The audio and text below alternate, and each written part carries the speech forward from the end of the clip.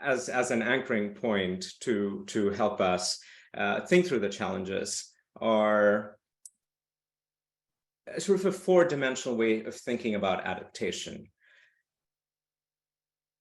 Adaptation interventions can be material or technical. This is sort of what consumes conversations at COP27, for example. On the COPs before that, we're talking about energy transitions, just transitions, but material technical interventions ranging from carbon capture to renewables, etc. There, of course, need to be policies in place to facilitate some of this, both domestically as well as at an international level.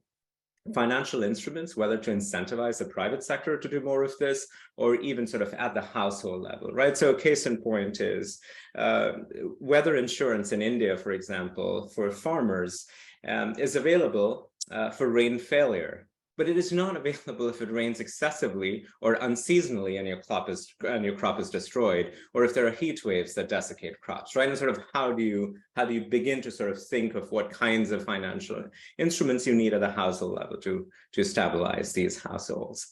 And finally, of course, education and awareness, all the way from community town halls to international roundtables, right? Each of these interventions can happen at the household level, in civil society, at the private sector, and at the state. And it very quickly begins to look fairly overwhelming when you sort of plot all the possible adaptation interventions that communities need to begin to think about. What we'd like to do today on this panel is invite the speakers to share with us how their organizations are thinking about adaptation, but with a particular focus, because this is a data and crisis webinar, but with a particular focus on data-driven decision-making.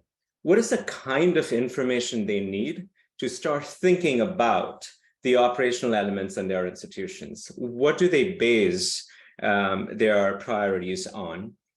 Is this information available? What does information mean? Are we talking about, door-to-door household surveys? Are we talking about remote sensing, a combination of both? What's available, what's not available?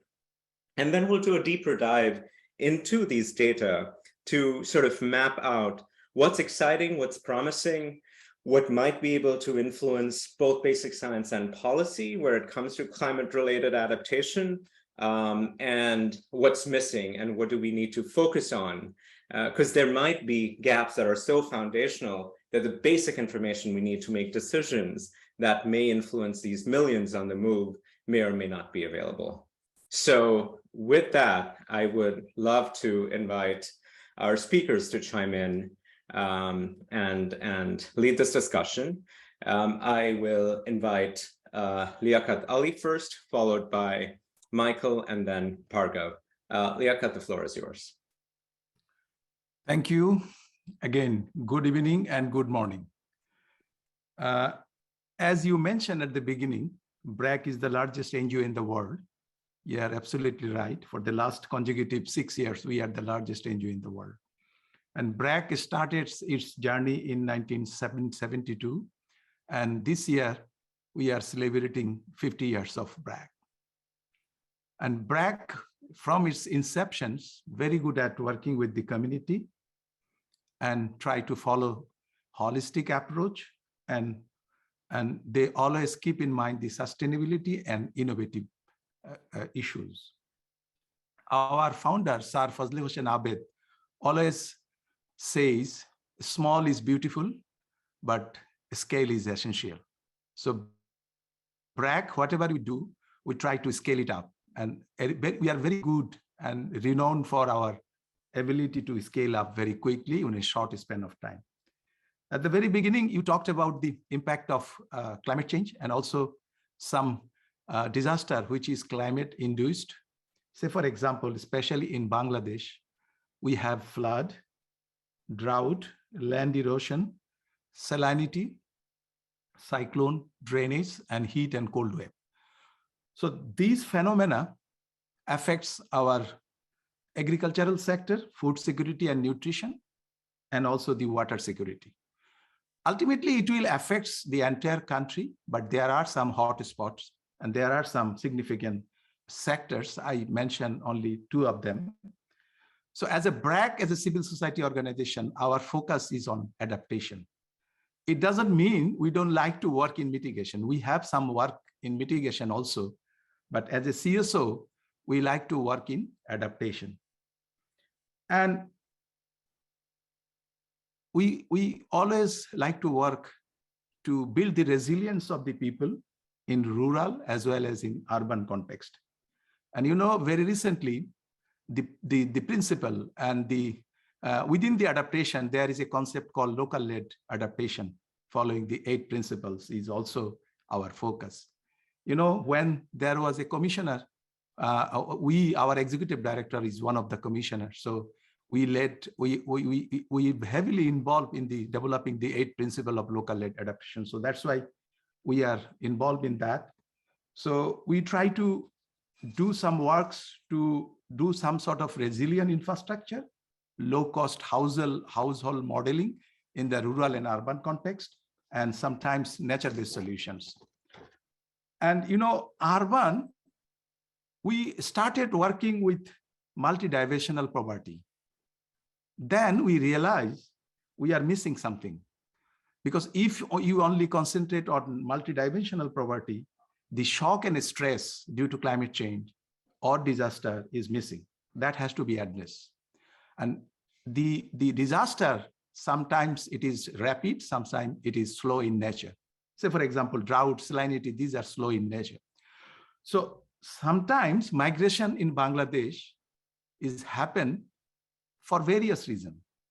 Because our livelihood in rural area heavily dependent on agriculture.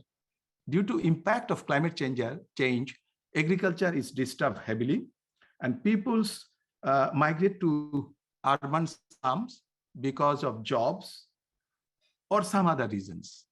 And we have what you call, as I said, there are 2 types of migration. One is seasonal. They came, work, earn some money and go back. But sometimes they have to, they are forcibly migrated from a place, because if they lost something, people normally don't like to migrate because there are some social and cultural issue behind it. Yeah, so seasonal migration is very common, but permanent migration we have, and we have different type of migration.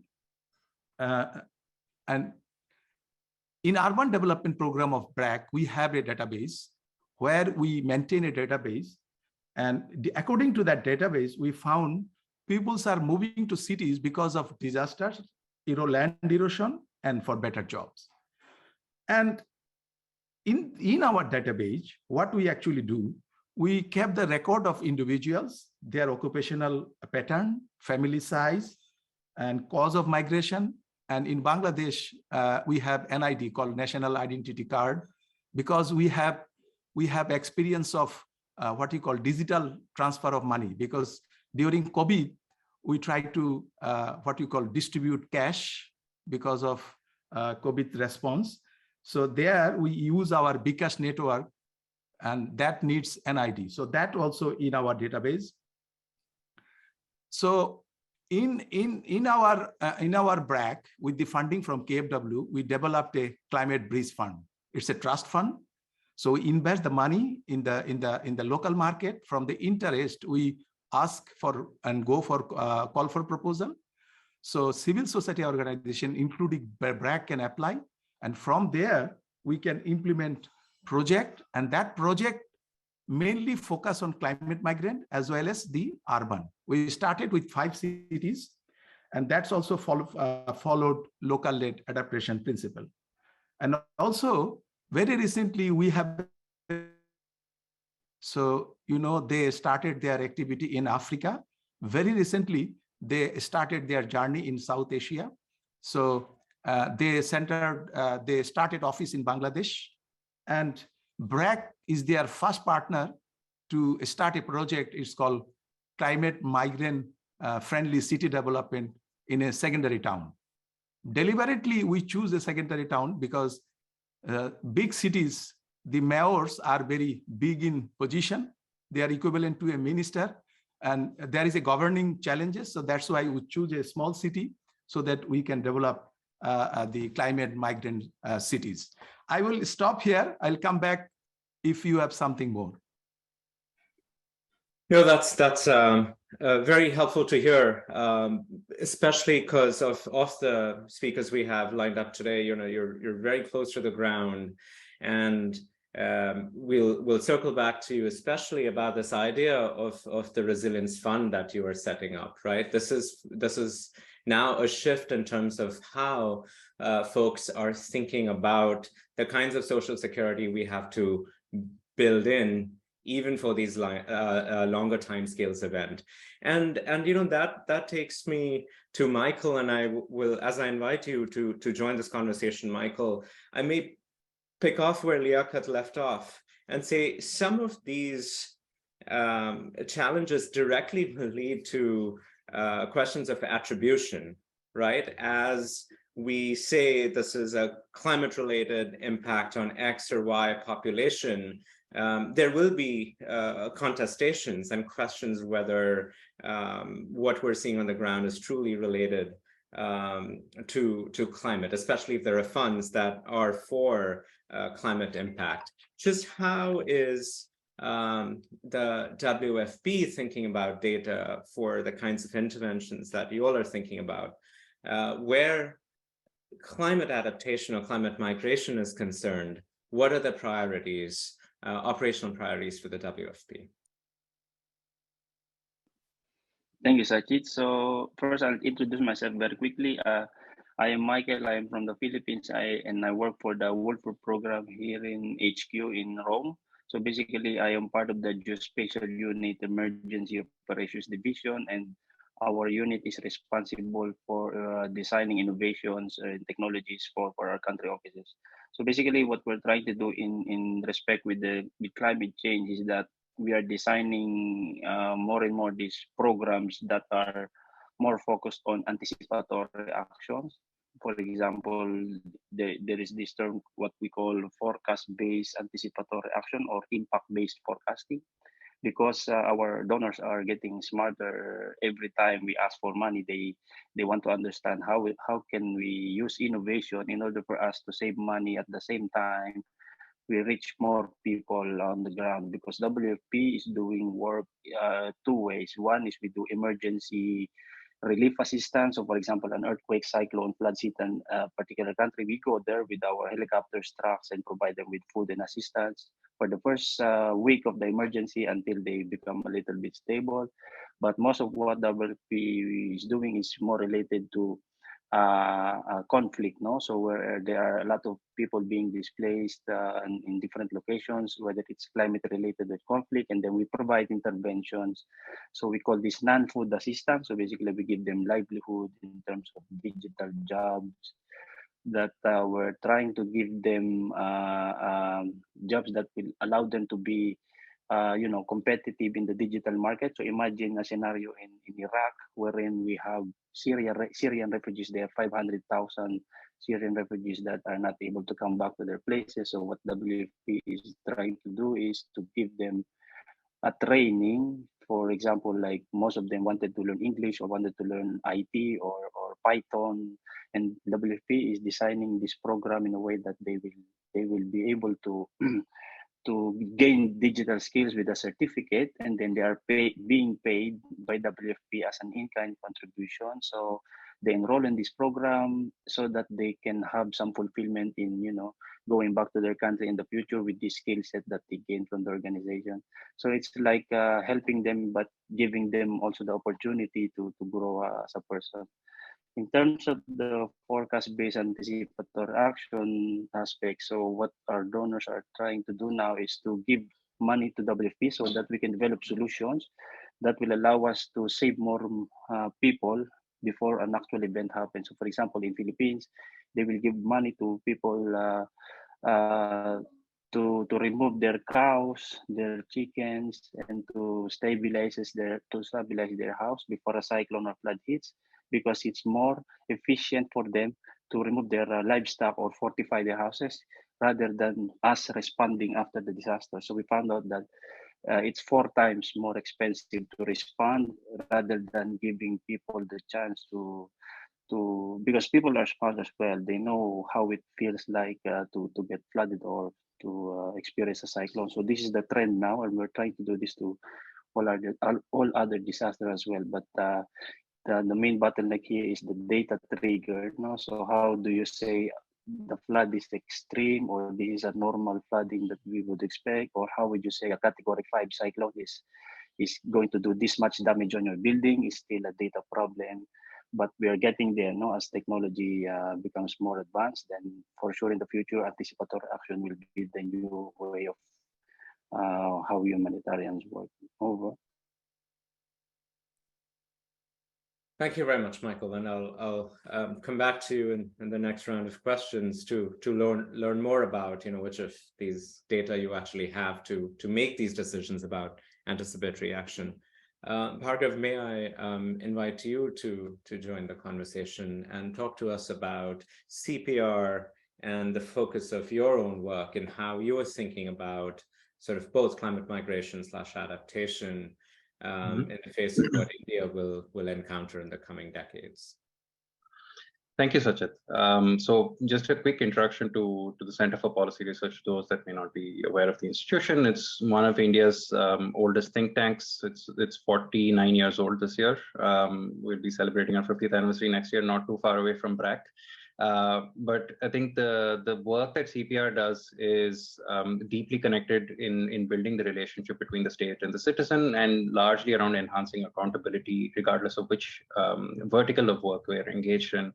And there are sort of certain cross-cutting themes that span all of our programs, right? There's issues of state capacity, issues of accountability, effective and useful policy design and implementation, and all of this through this view of long-term thinking, not necessarily focused on immediate wins, but rather thinking about how do we paint this picture that will last, say, 50 years or 25 years or 30 years? How do we plan for longer-term transitions across issues of urbanization, issues of social welfare, issues of agriculture? And that's where sort of climate comes in. And my work largely within this initiative on climate, energy, and the environment at CPR is focused, at least within the climate perspective, on trying to understand the impact of heat and heat stress. And the way that we approach that is both bottom up as well as top down, in the sense that we have, over the last several years, thanks to significant attention provided to growing number of heat waves in India, there's been a proliferation of on-paper heat action plans across the country. Let's say we've grown from, say, having Ahmedabad as the sole example in Western India in, say, about 2013, 2014, to now having over 150 odd heat action plans scattered around the country at both the city as well as the state level. Now, the question is, what is in these heat action plans? Do they have any relevance to the climatological region in which they're located? Do they take into account the needs of vulnerable populations in those areas? Do they take into account broader intersectoral issues beyond just the immediate impact of heat waves? Similarly, how do the actions mapped out in these heat action plans map onto broader policy design related to climate in general and health policy as well? Because there are similar action plans that have been developed on climate change and on climate change and health. Now, none of these really speak to each other. And so our goal is trying to kind of understand how do these things interlink, and how can we thereby direct policy towards effective action that actually has some relevance towards the on-ground implementation of these plans. The bottom-up aspect of this is really trying to work with cities and with urban local bodies in particular to try and understand how they've gone about developing these heat action plans, and how do the heat action plans, when they're implemented, how are they experienced by citizens? So let's say you have nice success stories published by some cities about how they've done a tremendous job in mitigating the impact of certain heat waves. But the likelihood that we've seen, at least in anecdotal evidence that we've gathered so far, is that most citizens are unaware that such things even exist, let alone experience them in any kind of meaningful way. So this is around just the policy framework.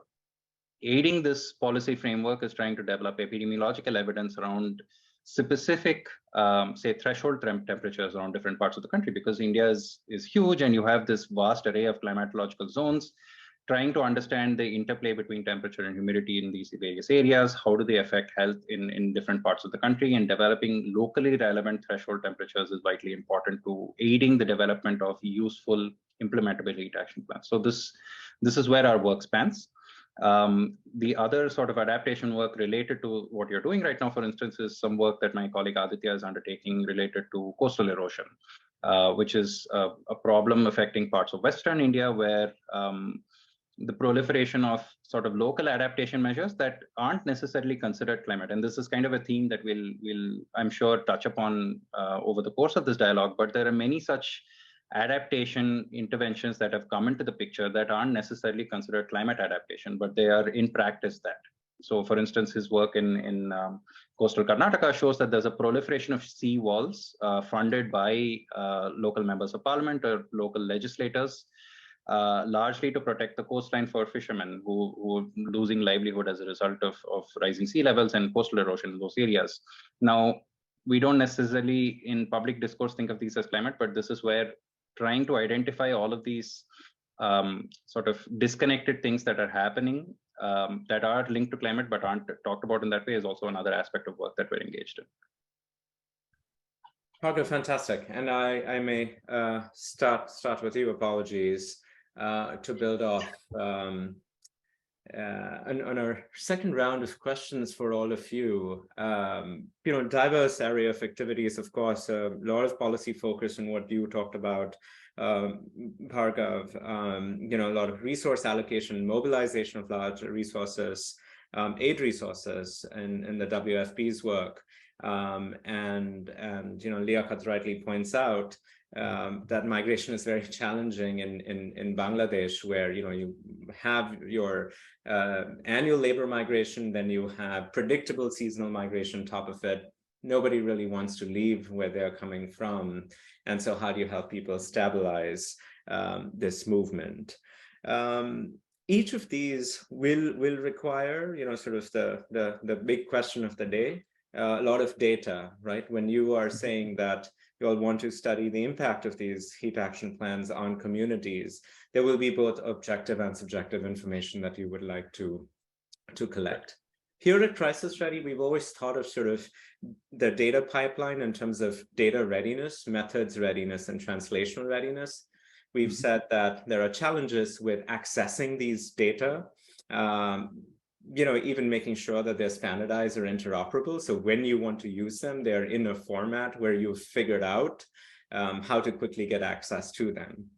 The methodological challenges are very unique in South Asia. Even simple stuff like mapping census data to shapefiles can become very challenging if after elections, jurisdictional boundaries have changed.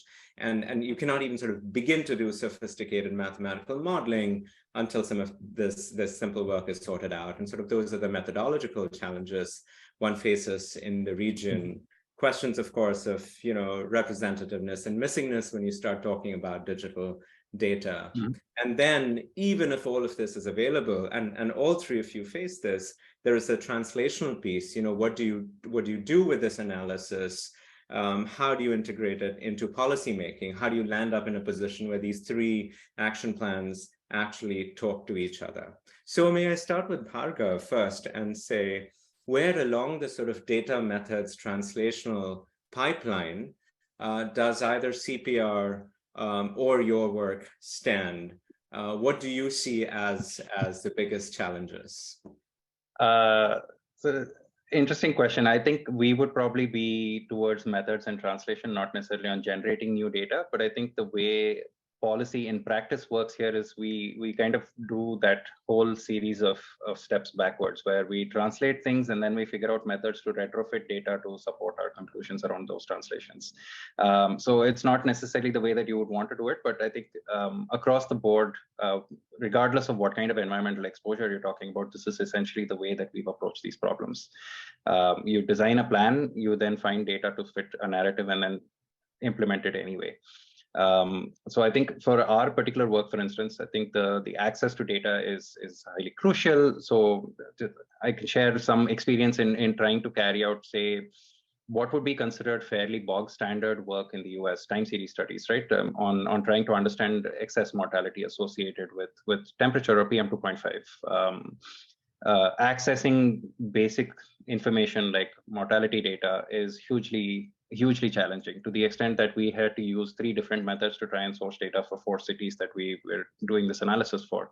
That includes spending 6 months in government offices trying to cajole them into giving us data. In some cases, scraping the websites of the municipal corporations for individual death records and then anonymizing them ourselves. In other cases, looking at sort of databases that were left accidentally open in some cases to try and access cumulative count data for certain municipalities. These are the kind of lengths that we have to go to access data that should be basic data that's available to health researchers. In any other country, this would be sort of standard practice, and anybody would have access to this kind of data with some checks and balances put in place to ensure data confidentiality and privacy and so on.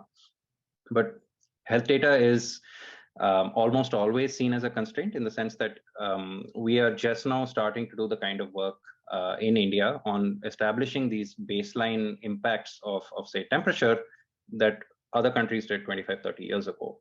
And that includes, let's say we're doing work on mortality for the time being, but if we wanted to do something on trying to understand morbidity associated with these, it becomes exceedingly challenging because, one, we don't have health data standards. You've worked on this, full well, the challenges in implementing a standard data collection protocol across the whole of the country. What records exist in public or private institutions are largely on paper. So not only do you have to go and convince them to give you the data, then you have to have a data entry operator sit and manually enter it into an Excel file before you can even use it. Then there's the environmental data side of things, where you go into a whole other maze of permissions and whatnot that you have to wade through to be able to get data that is collected by government institutions, let's say like the Indian Meteorological Department, data that should be freely available, that agencies like NASA make freely available in the US, that we find challenging to access. And the number of sort of choke points that come in between a researcher or an academic and the data that they need to answer very basic, simple questions is so many that often it becomes a challenge to even get to the point where we're generating insights from this. Thank you, Bhargav. It just sort of reminds me, and this group especially, of the challenges with the pandemic as well, right? The data that the researchers needed, the data that were being pushed out publicly, and sort of, who had the seat at the decision table. And there was such disconnect between the data that were available, the expertise that was needed, and the folks that were influencing policy decisions that affected millions, actually, not hundreds of thousands. And thank you for sort of sharing these very granular insights, because it is very tempting on science campuses and in technical universities, including some of the leading institutions in South Asia, to get very excited about the potential of big data and AI and machine learning, and there's this huge desire to model where people will move and sort of what the impact will be. But this absence of reliable foundational data risks landing up with very flawed models if we're not hyper aware of sort of the challenges in these kinds of environments. And this is not hypothetical. We saw this with the SAR models in the pandemic, where the lack of sort of the right kind of expertise and poor data quality ended up with really bad policy decisions. And this was a short timeline. If I can just add to that, fundamental to this understanding of where migration is happening and how it's happening is a basic tool like census data, right? And our decadal census has been delayed, and now we have by 2 years. And there is really no timeline on when the new census will be rolled out and when we will have access to that data, because it's usually a 4, 5, 6 year time lag between the census being conducted and the data being available. So how do you effectively make predictions on what climate-related migration will be like 15, 20 years down the road if you don't even have the foundational data, or the data that you have available is so old that it's basically irrelevant at this point? Liaquat, Do we have better news from Bangladesh, from BRAC? Yeah, Can you know, share? Yeah. like India, in Bangladesh, we have very good policy and strategy and action plan in place. And very recently, we have passed in our cabinet is the National Adaptation Plan. So there, the urgency and importance of data was very nicely described. But the problem is implementation and what you call the space for the democratic space for working better, the civil society is very limited here in Bangladesh. Why I'm telling this, I'll come into that.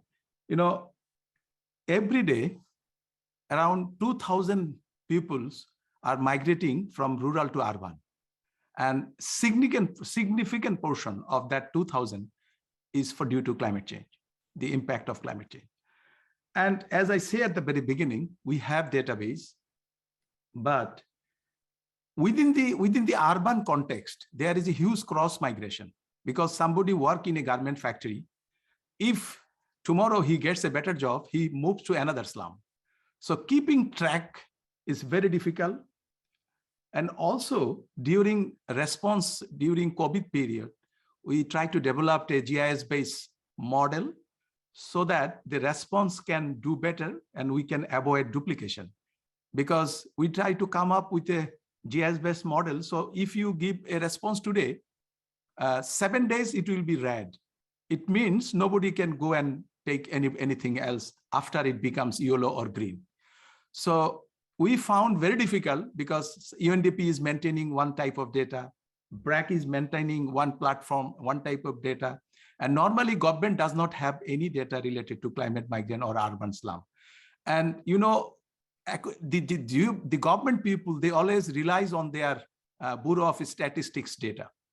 So when we are talking about adaptation or climate science, local knowledge and climate science is very essential because there is a significant difference between disaster risk reduction and climate change adaptation.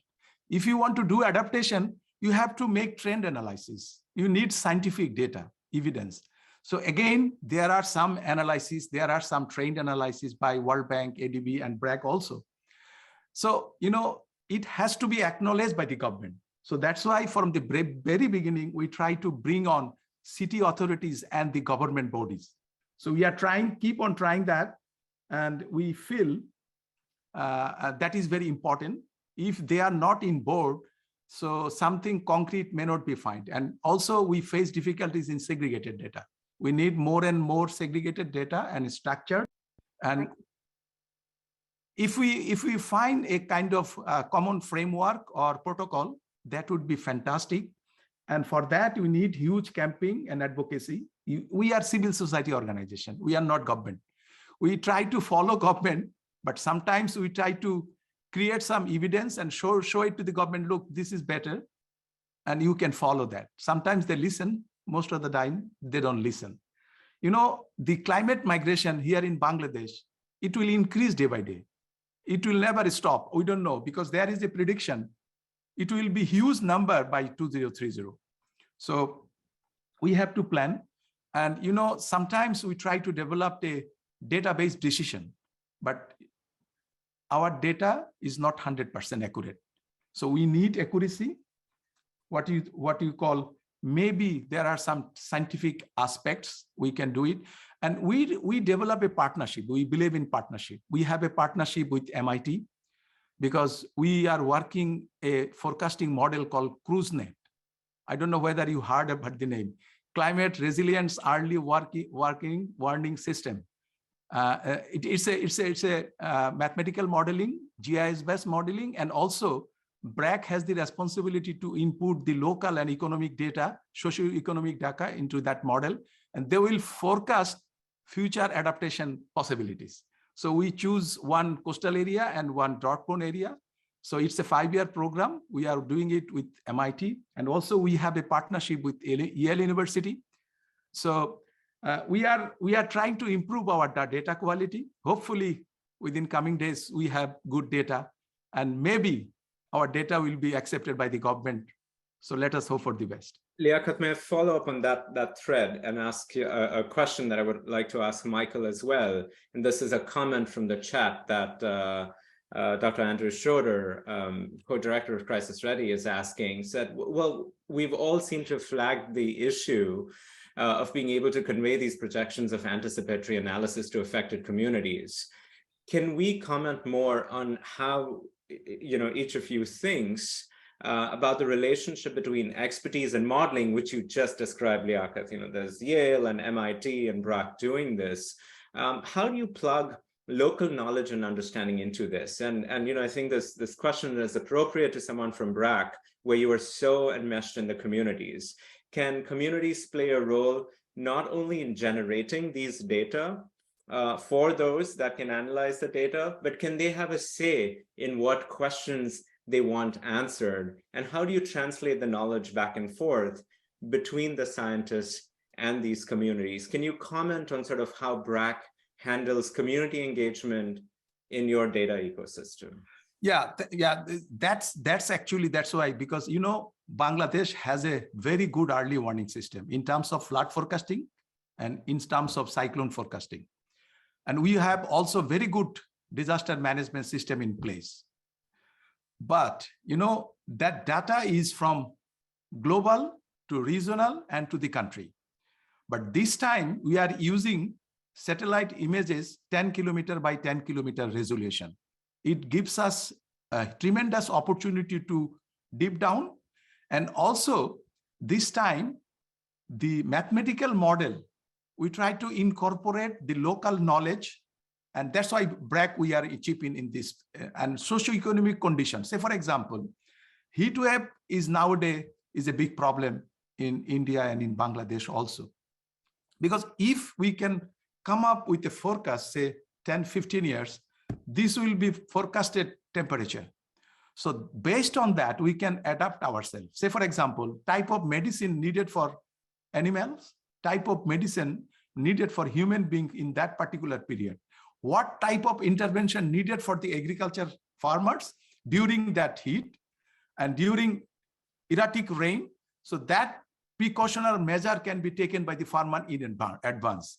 And, if you go to the local community, they can explain you better they can tell you this is happening due to that, but they cannot say how much will happen, when it will happen. That is the job of the scientific community.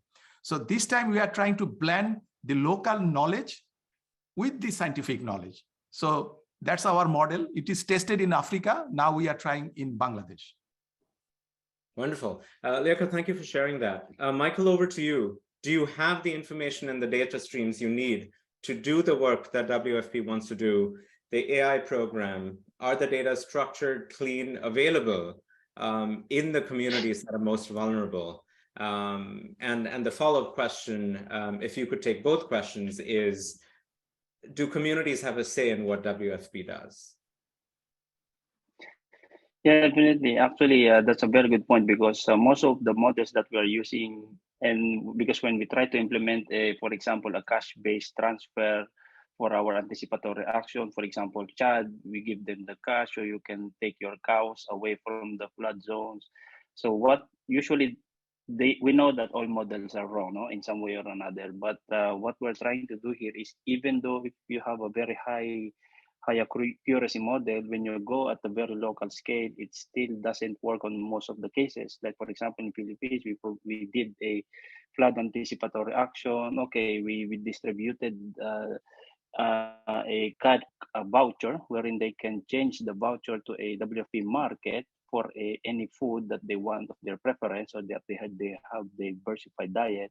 But at the end of the day, those markets were flooded as well, because it was not part of the model. So you see, you give them social protection, you give them voucher, but at the end of the day, they got out of their houses to evacuate. But at the end of the day, those markets that we said that you can change your voucher into food got flooded as well. So and local communities are saying you should not do like this, because local knowledge needs to be there always to interpolate models to check and balance, no? Because most of the time local people know better than these models. For example, if you see in Nepal, we have WFP in Nepal, they know exactly when it will flood when they see the snow is like this.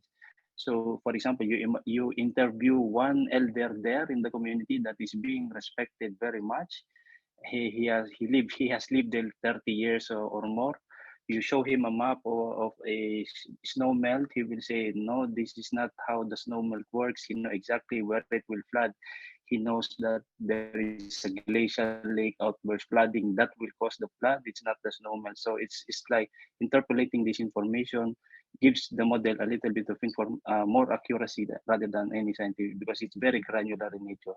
And lastly, what I would like to talk about is that I don't think the AI part of the data side of things is very operational and palatable already for the humanitarian community, because whenever you develop something, they say, sprinkle anything with AI and it becomes nice, no?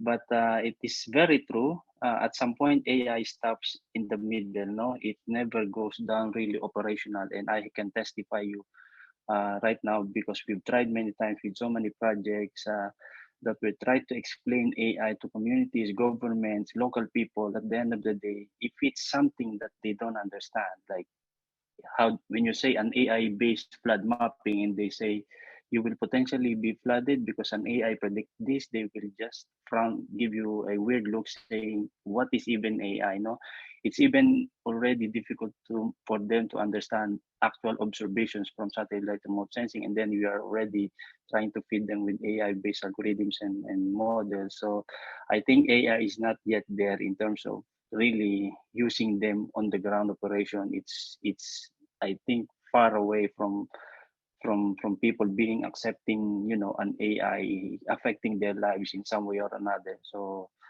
I think that's the reality that we need to accept. But there's more room for us to like explainable AI to make interpretation of what the AI can give you, because even me, I work on so many AI projects already, but if I try to explain this to my wife or to my cousins, that this is what is happening, if I cannot explain to them, how much more people that we are trying to help, no, like they live in IDPs, they didn't study or anything, so they don't want their lives to be affected by something that they don't understand. So that's basically what's happening. There are some very interesting questions in the chat that I would like to take as well. And building off what Michael said, we're probably not AI ready. Last very quick round before we start picking up audience questions for whoever wants to chime in. Bhargav, Liaquat, and Michael, are either of you or your organizations involved in fixing these various challenges that we described in either accessing, processing, or applying data? One concrete example Liaquat gave us was a translational piece where the communities are involved in the identification of the problems. Are there, but we identified a host of other problems, including standardization of these data sets, the completeness of these data sets, and so on. Solutions? Any solutions that you are working on to make decision making a little bit easier?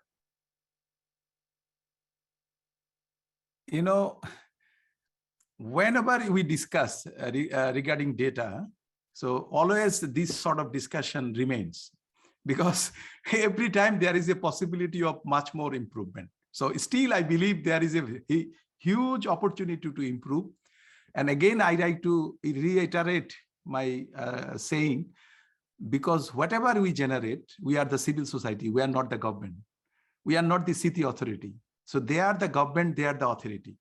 So government always relies and depends on their own data.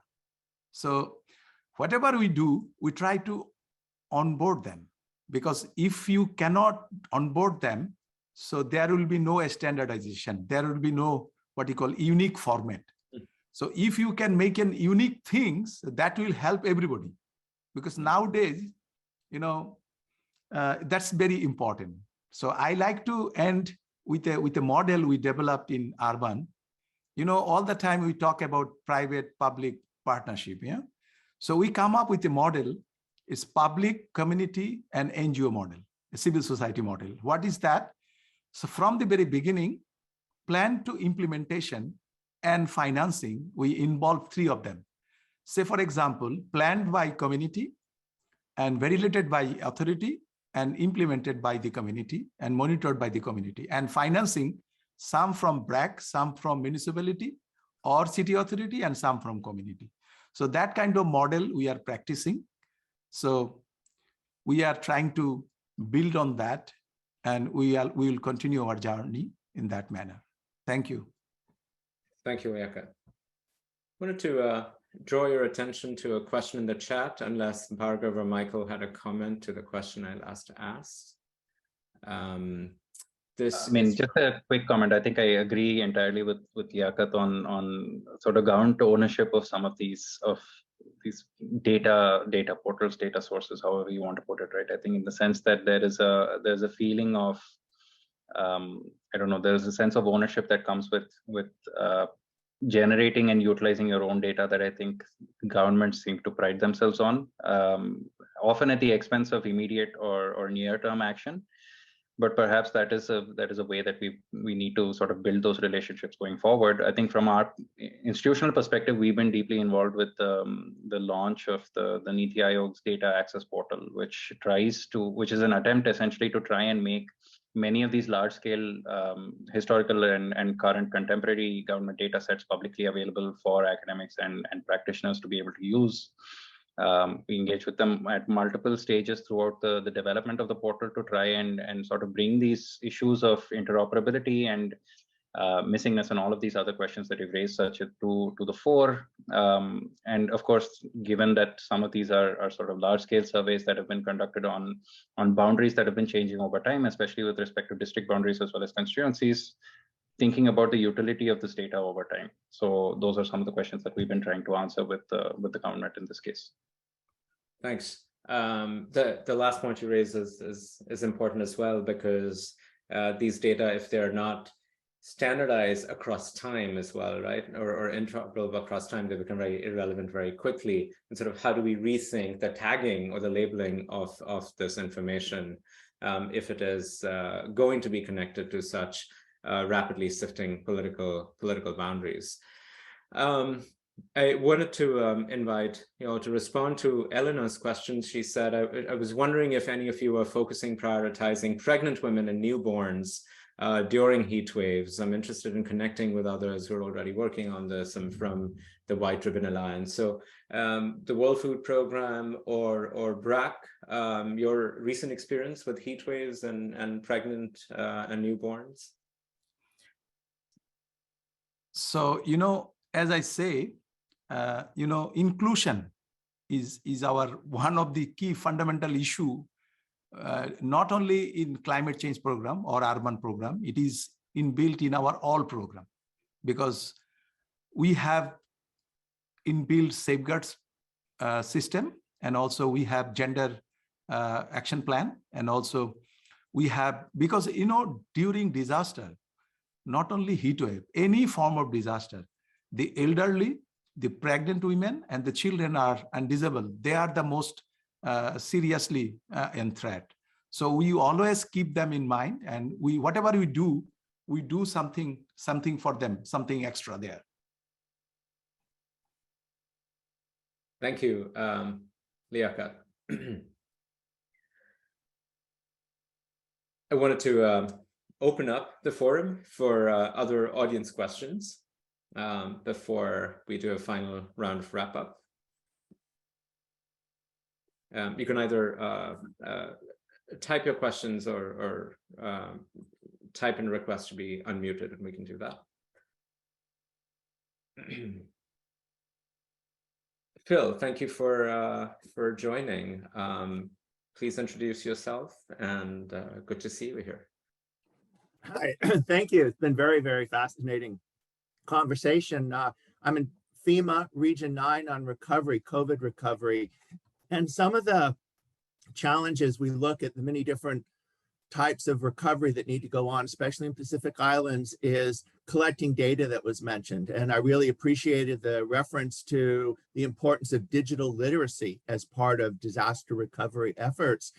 And one of the ways I imagine getting government agencies to want to collect data is to try to maximize the use of this collection of data. A simple example is infrastructure data. As we build stuff, we digitize it, but then we can use it for budgeting, we can use it for maintenance. I'm wondering, analogous to that in these situations, if there are thoughts on how to make this health data in particular, you brought up that challenge, making it most valuable, most useful for other purposes. Thank you. Thank you for those comments, Phil.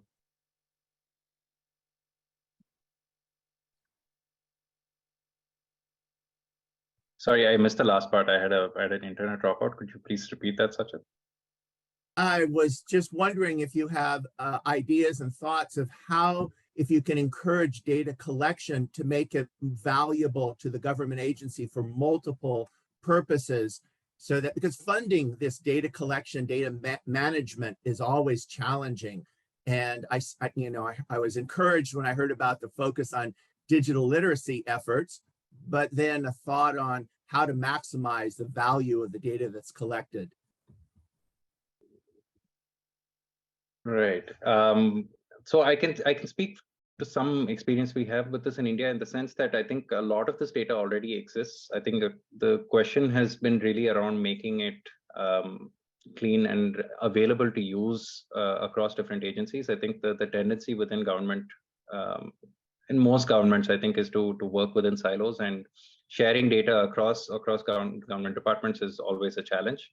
I think the question, let's take the example of mobility data. I think the data may, in many cases, exist within government, but in some cases also exist within the private sector. And I think there's an increasing sort of marketplace within India, at least on utilizing all of these other sources of data that aren't collected through traditional surveys, through say smartphone data, for instance, which are being monetized and are being turned into analytic tools that are being sold to large corporations and potentially even to some local governments.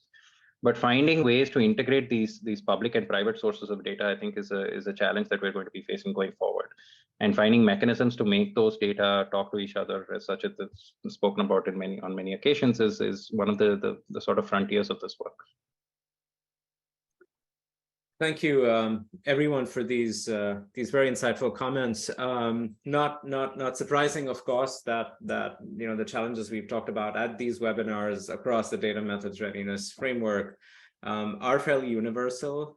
There are particular challenges in South Asia, as we hear from all of you, where the public sector plays an outsized role in stewardship of these data, but perhaps the capacity required both to collect reliable data as well as to process it with the right expertise is still quite limited. And as I see hearing what you were all saying is that the next couple of years are going to be really vital in supporting public sector efforts to democratize the data that they already have, and then augment capacity to be able to use vast amounts of information that they're already in possession of in service of their citizens. And we're talking about more than 1/6 of humanity just between these two countries, not even including Pakistan, Nepal, and Sri Lanka. Exciting prospects in the private sector, of course, and data owned by private companies. But as we have talked about in previous crisis strategy webinars, and we will continue in some of the upcoming ones, challenges of accountability there as well.